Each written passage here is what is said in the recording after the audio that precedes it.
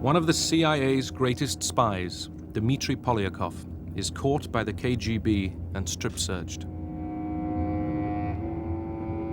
His head is held in an arm lock to prevent him taking poison. The invisible front, that's what it was in the Cold War. And for us it was war. The soldiers may have been on alert, but for us and the others who went out into the cold, it was actual war.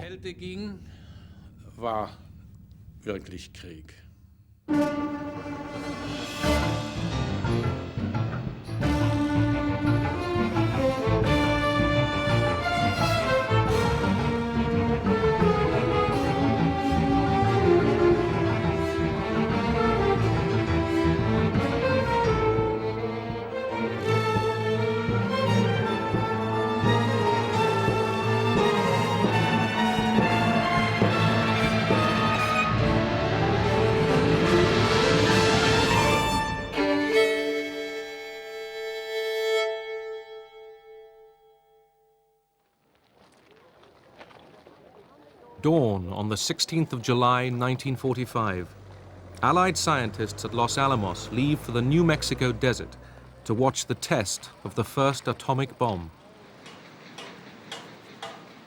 They have been working for years under a blanket of total secrecy. Ted Hall, at 19, was the youngest scientist on the project. I was there, or at least I was there in a truck or lorry some distance away. So it was considered to be a safe distance away. I can't remember if there was any signal circulated that the test was about to be made, but anyway, the damn thing went off. And it was a rather awesome sight.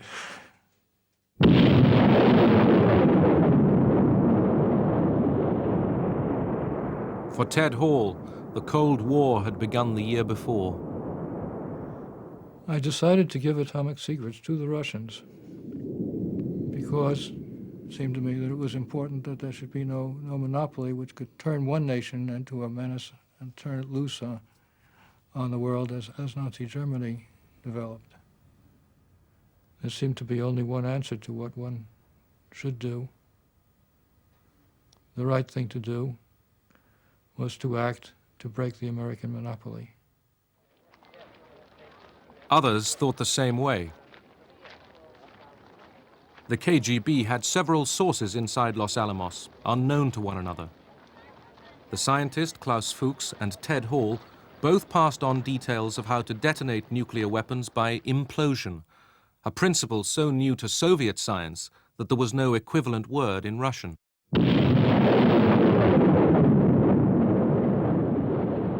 In 1949, the Soviets exploded their first atom bomb. Triggered by implosion, it copied key elements of the American bomb that destroyed Nagasaki. The atom spies had saved the Soviet Union perhaps 2 years of research. Ted Hall was questioned by the FBI in March 1951, but not charged for lack of evidence. A month later, KGB agents Julius and Ethel Rosenberg were sentenced to death. Amid the anti-Soviet fervor of the time, they became the only spies ever executed in peacetime America. It was gruesome.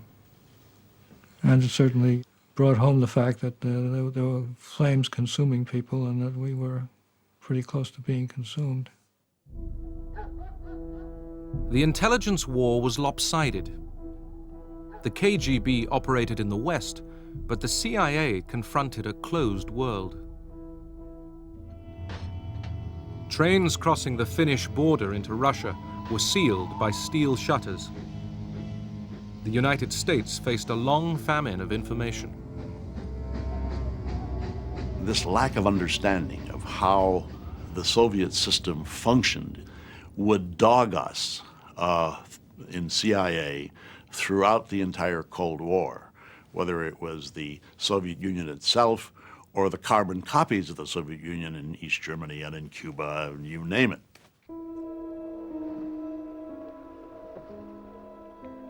Most early infiltration operations into the Soviet Union were doomed from the start. Western agents were betrayed by KGB spies, like the British intelligence officer Kim Philby. Philby came to public attention because of his association with fellow double agents Guy Burgess and Donald MacLean.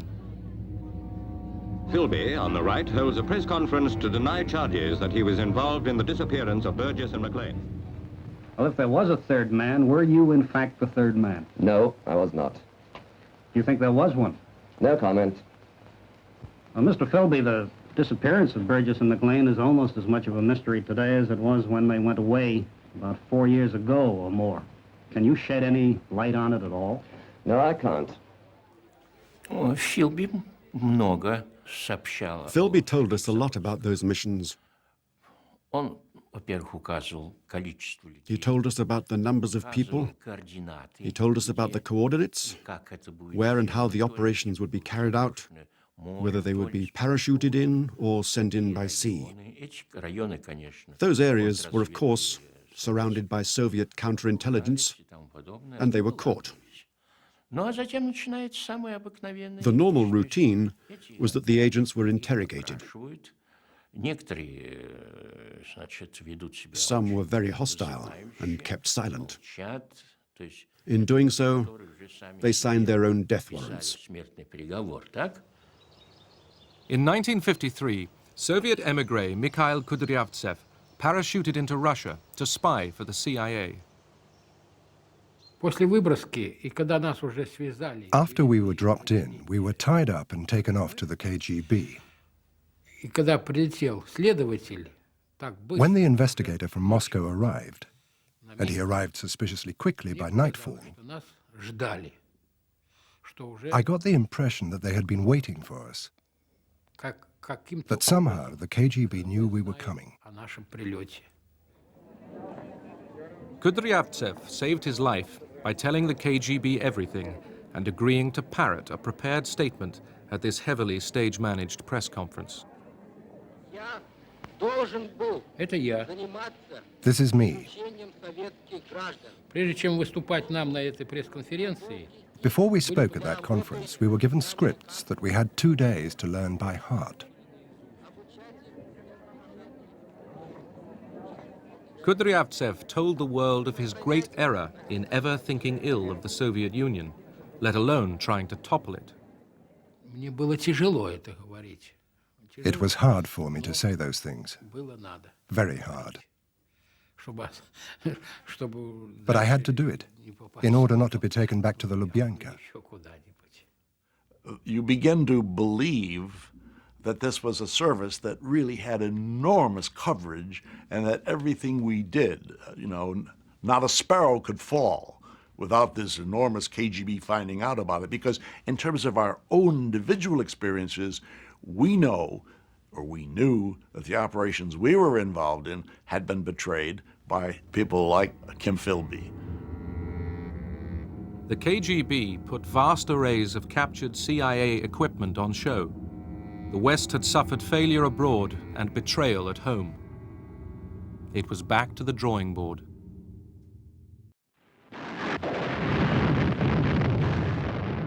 The Korean War provided further blows to the CIA's self-confidence, highlighting gaps in forecasting and assessment.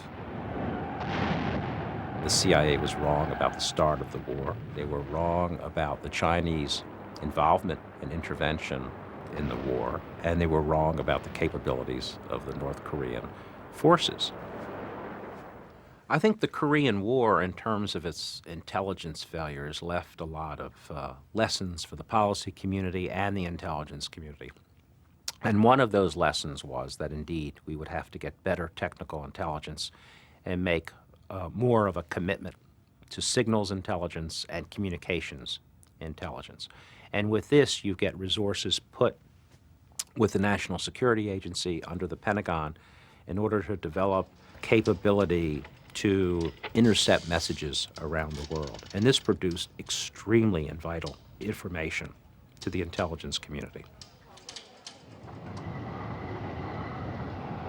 Berlin was a communications hub, where countless Soviet bloc phone and teleprinter lines crisscrossed beneath the city. To intercept them, the Americans and British drove a tunnel deep into the Soviet sector. The purpose of the Berlin Tunnel was to tap the communications lines of the Soviet forces in East Germany, in Poland, and their links with Moscow, in order to provide current intelligence on those forces and also early warning.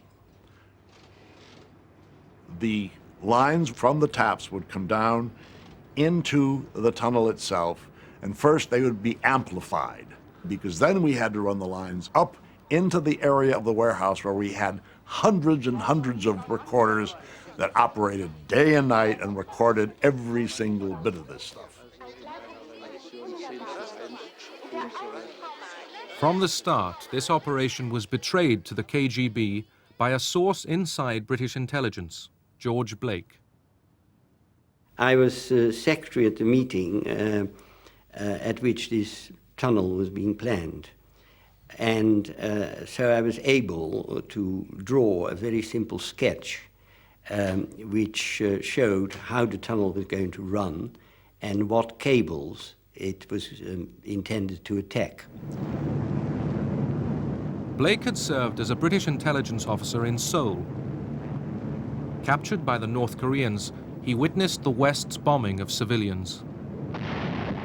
When I saw these enormous American flying fortresses flying low over what seemed to be defenseless Korean villages, I felt a feeling of shame.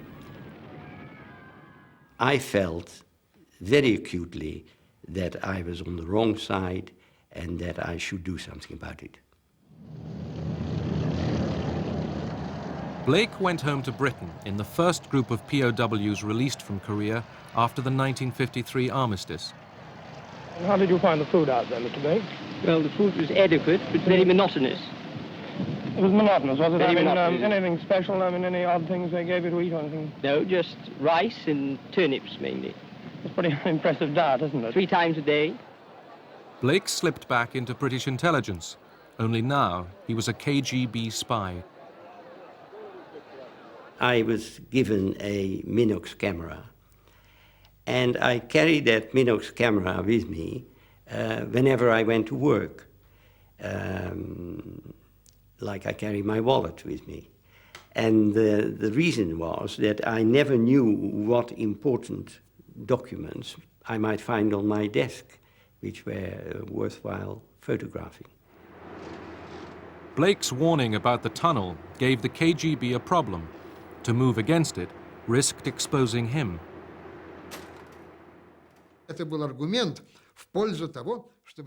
This was an argument not to take any measures against the tunnel, not to send any disinformation down the tunnel, not to show that we knew anything about the tunnel. This was a very important consideration, because as long as Blake remained inside British intelligence, we knew he'd be of great value to us. So the Berlin Tunnel operated courtesy of the KGB, and the CIA basked in a signals intelligence bonanza. We got military order of battle on Soviet forces in Germany and in Poland. We got information which came from Moscow, for example, on the whole reorganization of the Ministry of Defense. But the real kicker in all this was the fact that we got something we never expected to get.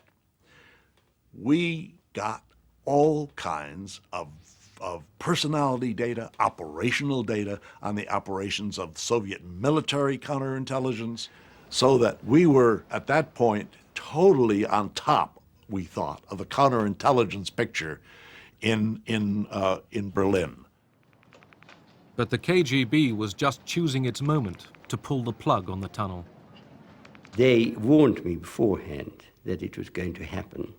So I was rather on tenterhooks, as you can imagine, what the outcome would be. Heavy rain one April night in 1956 caused a cable failure, giving the KGB the excuse it needed, turning the West's intelligence feat into a Soviet propaganda victory. Obviously, there was a feeling of great unhappiness. On the other hand, you just sort of shrugged your shoulders and said, well, we were lucky it lasted that long. 5 years later, George Blake was himself betrayed and sentenced to 42 years in prison. He had given the KGB the names of nearly 400 agents working for the West, supposedly on condition that they wouldn't be harmed.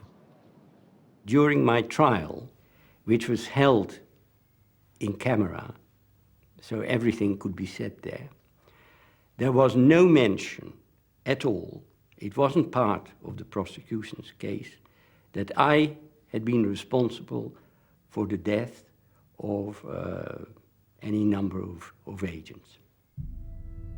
But armed with Blake's names, Moscow simply waited until they had sufficient additional evidence. George Blake had that innocent mind, in a sense. He is still a very naive man. And he didn't want to know that many people he betrayed were executed.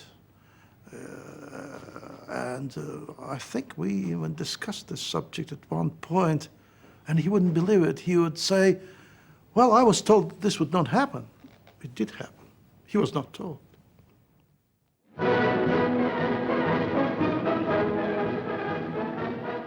As the Cold War intensified through the 1950s, pressure on the CIA increased.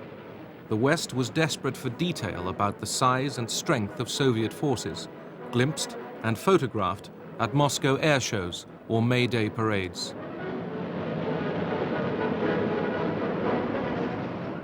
It was the Soviet missile force which worried the CIA most, and about which they knew the least. There was limited human intelligence about missile deployments in the Soviet Union. There were some communications intelligence which would suggest that this facility or this town may be involved in missile activities because of communications with known missile sites. But what we were missing was any firm, hard evidence of actual deployment of missiles. From 1956, American technical superiority started providing answers. The CIA's own reconnaissance plane, the U-2, flew high over Russia to photograph Soviet bases. But in 4 years of searching, found no operational intercontinental ballistic missile launch sites. Then in 1960, the Americans successfully launched a satellite fitted with a camera. After 17 orbits, the film capsule was ejected, caught mid-air, and brought back to Earth for analysis. A subsequent flight confirmed the existence of just one Soviet ICBM launch site.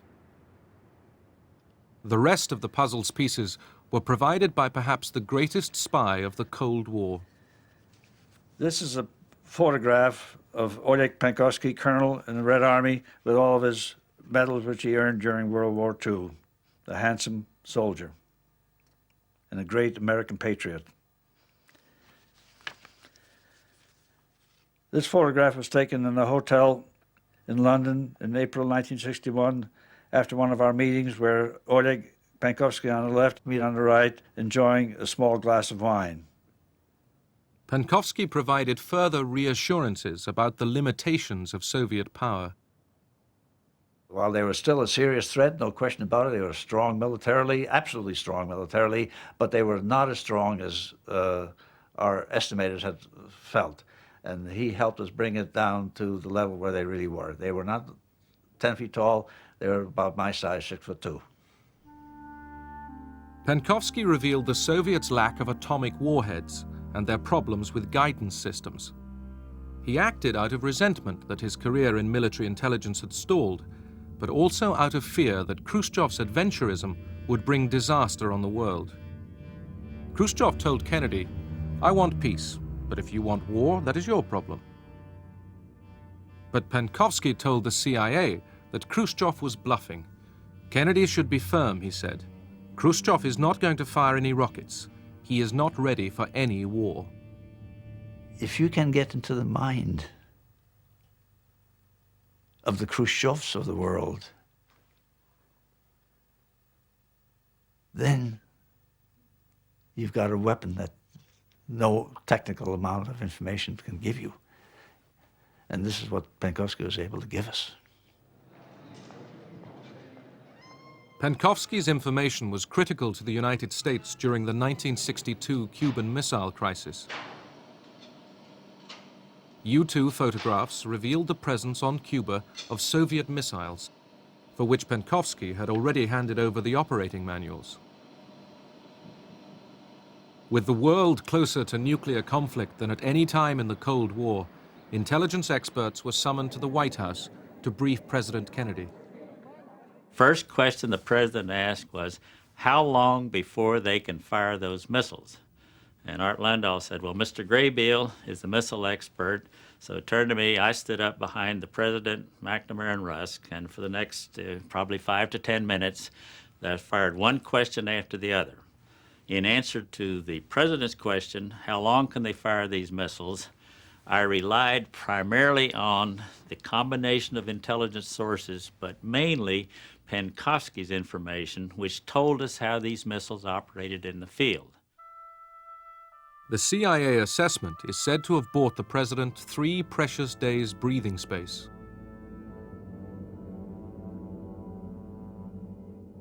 Ironically, Penkovsky himself was now under KGB surveillance.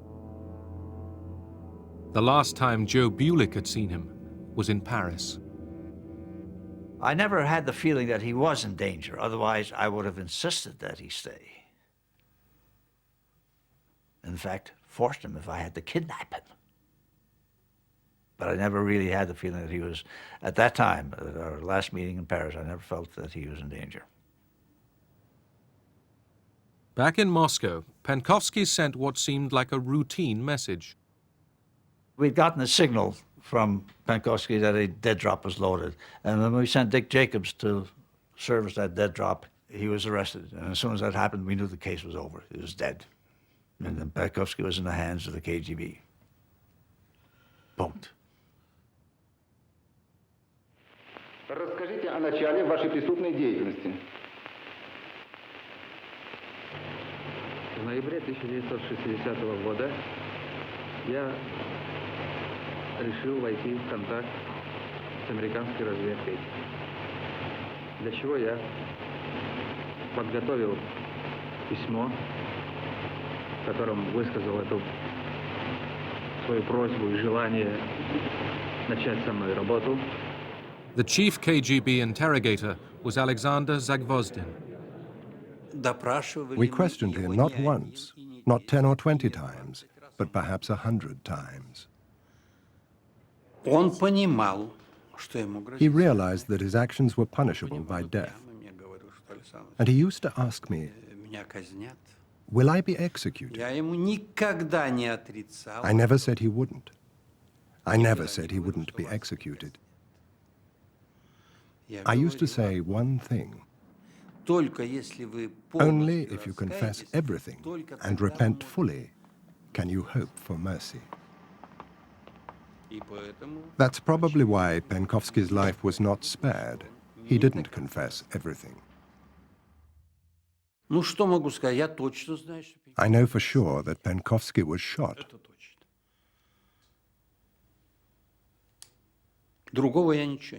I can't tell you anything else. I know his body was cremated.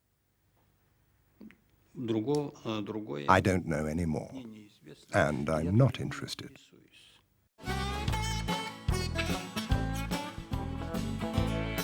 Not all spies wound up famous. These are the home movies of Galina and Mikhail Fyodorov, KGB officers who operated under deep cover for 20 years.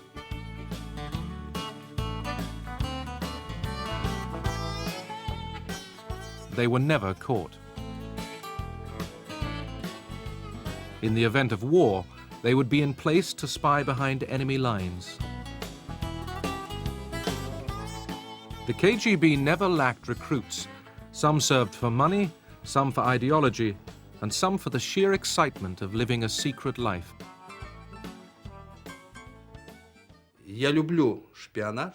I love espionage. Why? Because there is the smell of adventure, the smell of risk, the smell of uncertainty. Because when you go off to meet an agent, you never know whether you're going to be arrested. It adds color to life. I need 007. No, Mr. Bond, I expect you to die.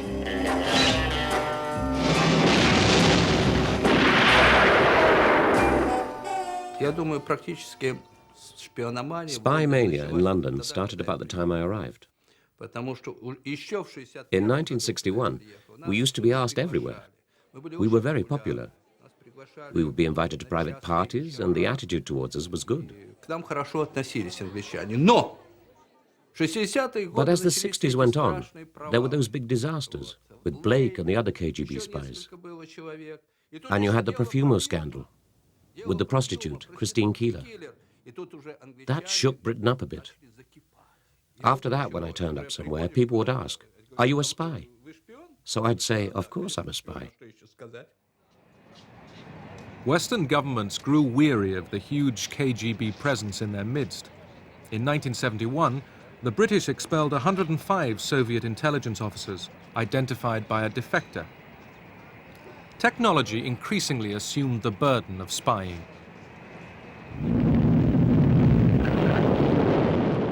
Satellites could now intercept radio communications and data from test launches of the opposition's missiles. Film taken in space no longer even had to be returned to Earth. The satellite would take the picture of the sky, and this image could be beamed back to an analyst at his desk in the United States who could actually see what was happening in the international arena without leaving his desk.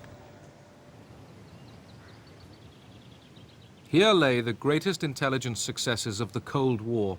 Through photography and electronic eavesdropping, each side received huge flows of information, often too much for the analysts to handle. Technological spying even played a part in helping the superpowers edge towards peace. The technical systems were almost essential to our arms control process. We learned just all kinds of things about Russian military systems from the photographs and from the electronic listening. At one point, when we were negotiating the SALT II arms control treaty, I had to go to the Senate and say, if you ratify this treaty, this is how closely I can monitor it and check on whether they are complying with the terms of the treaty. Despite a fleet of spy ships, listening posts worldwide, and Sputniks overhead, Soviet technical intelligence lagged behind the West. Even so, they claimed to have cracked the ciphers of over 60 countries, obtaining many codes by theft and blackmail. Soviet technical intelligence was far inferior to Soviet human intelligence. The Soviets were extremely good at persuasive tactics, which would ultimately bring many people into their ideological embrace. KGB spying methods spread beyond superpower conflict.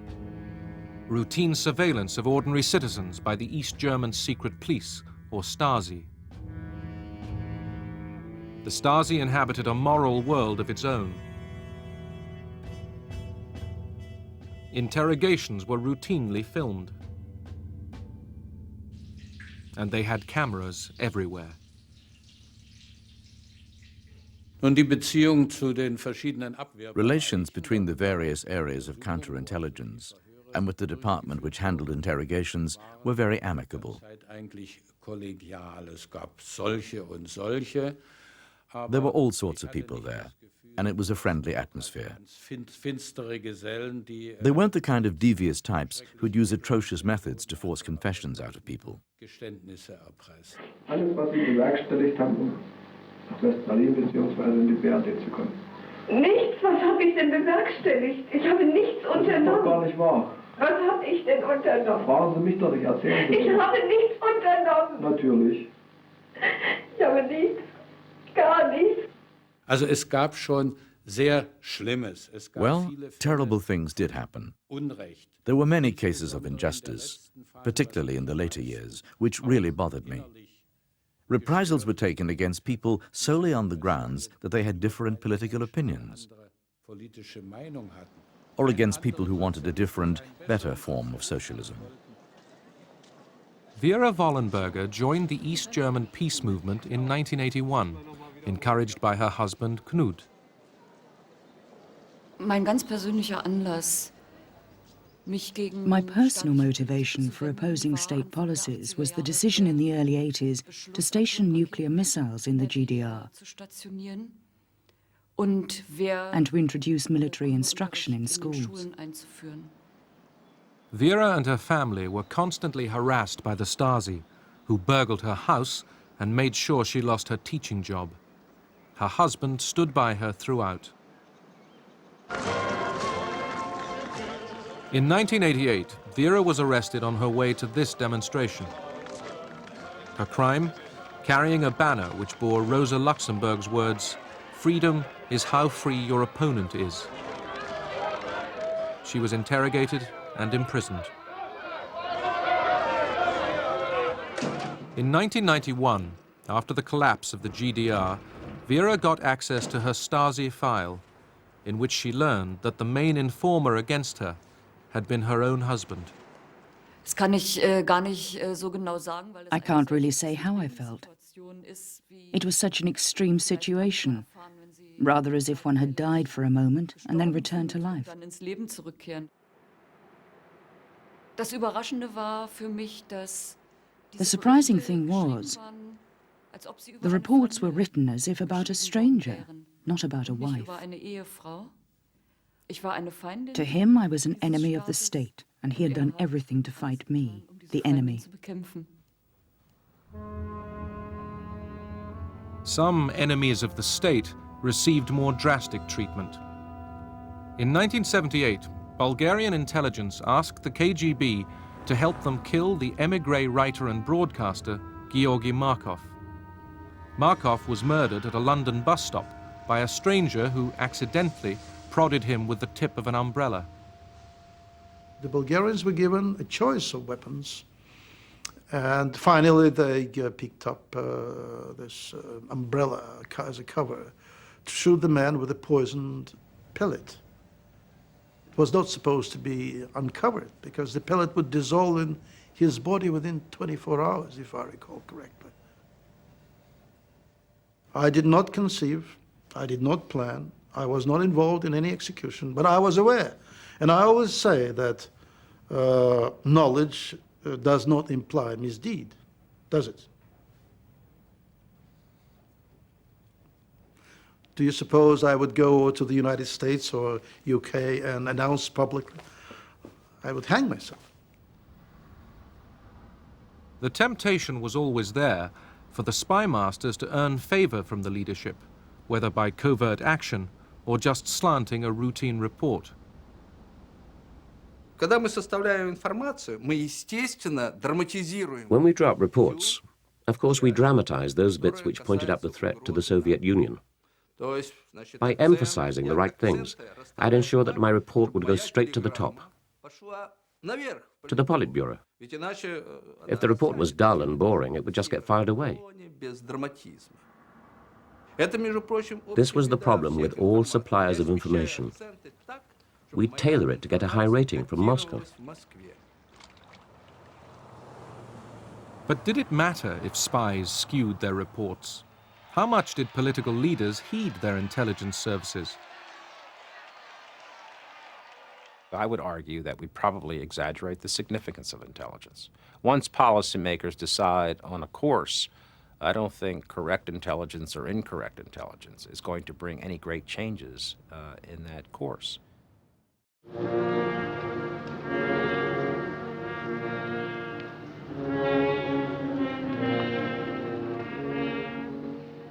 1988, Kim Philby is buried with full honors in a Moscow cemetery. He first betrayed Britain half a century before, passing a wealth of secrets to the KGB. And yet converts were never wholly trusted. To the end, the KGB opened his mail and bugged his phone. It seemed as if the age of the spy was over.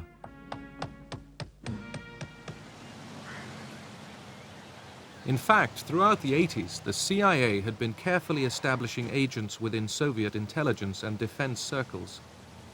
Precious sources, like avionics expert Adolf Tolkachev, seen here on his way to a meeting in Moscow with his CIA contact.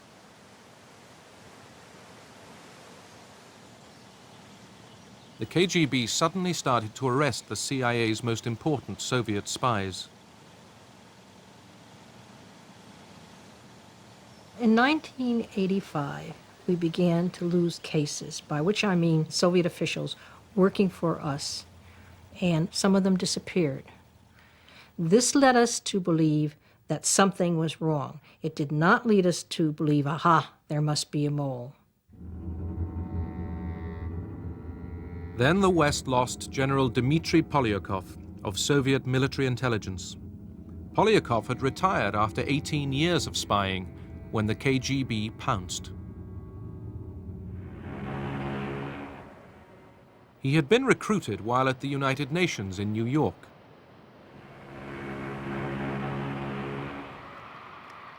Polyakov returned to Europe in 1962 on the Queen Elizabeth. His picture was taken by the ship's photographer at the captain's dinner. Seated just a few tables away, the FBI man who recruited him, John Mabey. He said, I'm dissatisfied with the way things are in the Soviet Union. The government does not look out for the people. They're headed on a course of war with the United States, and they can't possibly win it. And the only people that are going to suffer out of this are the Russian people. We met on the Queen Elizabeth. Every day that it was at sea, sometimes twice a day, we reviewed literally thousands of pictures of Soviets who had been in the United States or stationed around the world. And he identified a number of them by picture and by name. Polyakov was our crown jewel. He worked for us for so many years, and he achieved such a rank that rather than us looking at an organization through the eyes of one of our sources, looking at that organization from the bottom up, with Polyakov, eventually we were able to look at that organization, the GRU, his organization, from the top down, as well as look at the KGB and the Soviet Ministry of Foreign Affairs and the Communist Party apparatus. In 1991, Sandy Grimes joined the team investigating the CIA's agent losses. In charge, Jean Vertefeuille, now suspicious there was a KGB mole in their ranks. Trying to pin down a counterintelligence case when you're looking for a mole is always a very difficult and long-term job. When we compiled a list of how many people could have done it, we came up with 198 people. The mole hunt took 3 years, homing in on CIA counterintelligence officer Aldrich Ames. The FBI filmed him secretly in Bogota in 1993. I was walking up and down, wondering what had happened to my KGB contact, who had been there an hour earlier.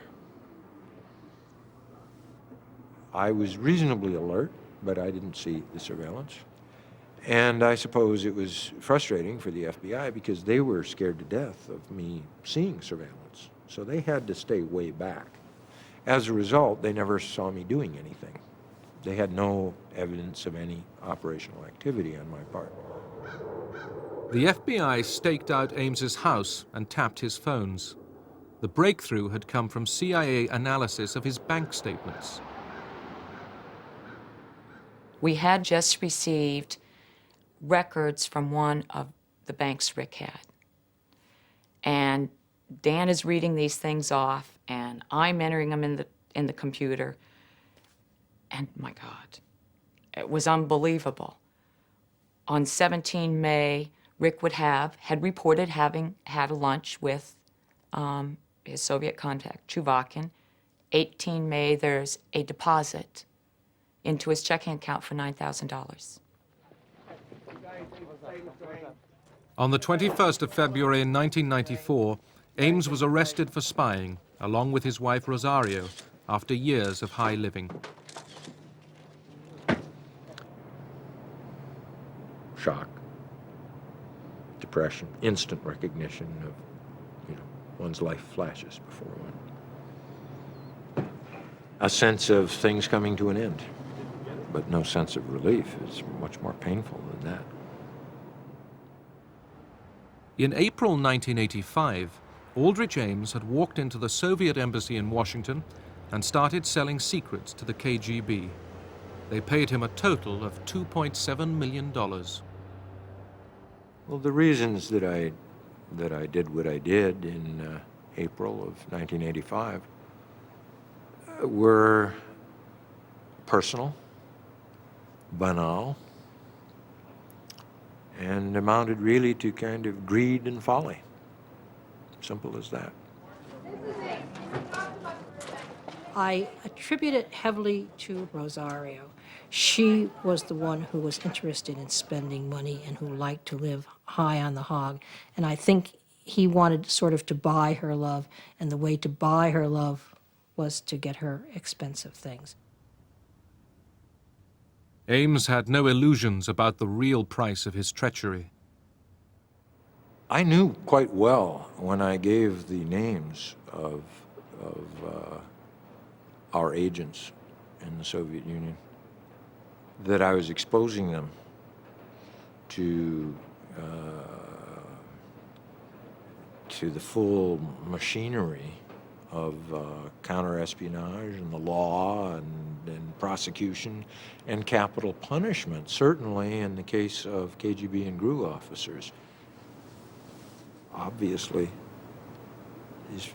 these folks I knew would have to answer for what they'd done. And certainly I felt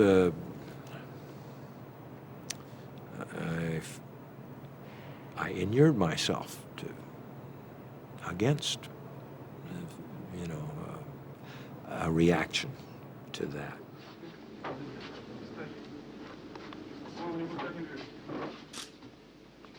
Dmitry Polyakov was one of the 25 agents betrayed by Ames. 10 were executed and 1 committed suicide. 1 alone was smuggled to safety by the British Secret Service.